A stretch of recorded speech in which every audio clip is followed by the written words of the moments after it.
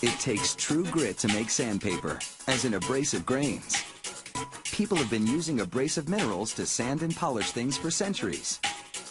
Today, these minerals undergo heavy processing to make the grade, from very superfine to very coarse.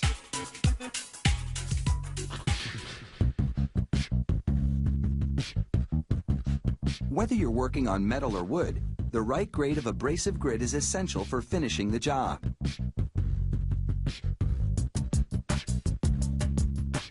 The factory starts with bauxite, a naturally occurring mineral that resembles clay. They add alumina, a white powdery material that's actually derived from bauxite. The bauxite and alumina are blended with other minerals, then released into an electric arc furnace. Here, 3 large electrodes use intense electrical current to heat the mix to over 3,600 degrees Fahrenheit. That's hotter than an active volcano. In fact, the mixture looks a lot like lava as the minerals melt and blend together.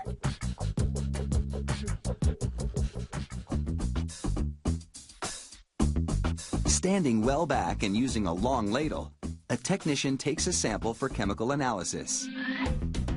If the mix is right, the molten minerals are emptied into a big steel pot.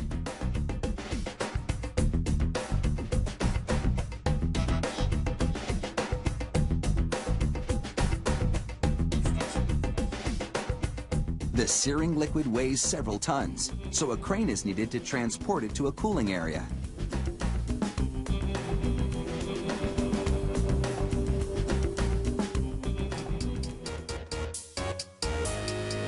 "24 hours later, with the material hardened, it's time to bring in the wrecking ball. It cracks open the hardened concoction, which is still quite hot at the core.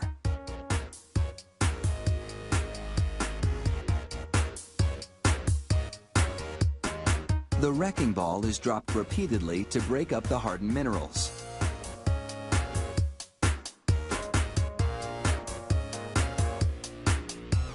Next, the lumps of abrasive material are transferred to a conveyor system.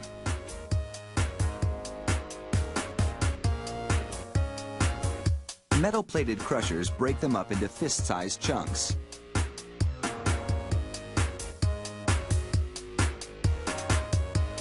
A magnet picks up any excess iron.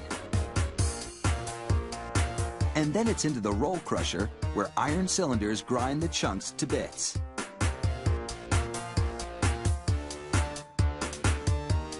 Workers assemble screens in decreasing mesh sizes to make a kind of shaking sieve. It sifts the mineral particles through the screen with largest mesh first, then continues to sort the grits in progressively smaller sizes. For some perspective, we placed a quarter against the various mesh sizes.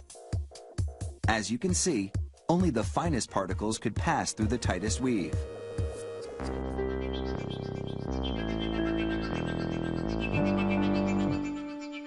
The bits of grit bounce across the screens and fall into hoppers, a different one for each size.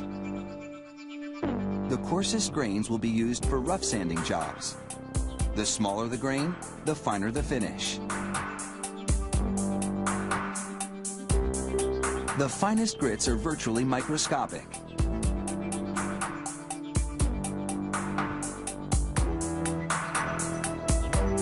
The next step is to inspect the grain shape. A sample is funneled into a cup. Then it's weighed. A higher weight means the bits are densely stacked and therefore blockish in shape with blunt edges. A lower weight means they're flat and sharp. A different test is used for the most minuscule grits. The particles are suspended in an electrolyte solution. Then, an electrical charge is applied. This allows inspectors to count and evaluate the grits via computer.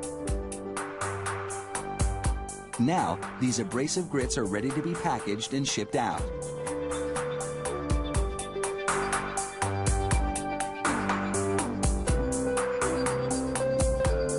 Coming up, we'll go to the sandpaper factory, where the abrasive grits meet their ultimate destiny.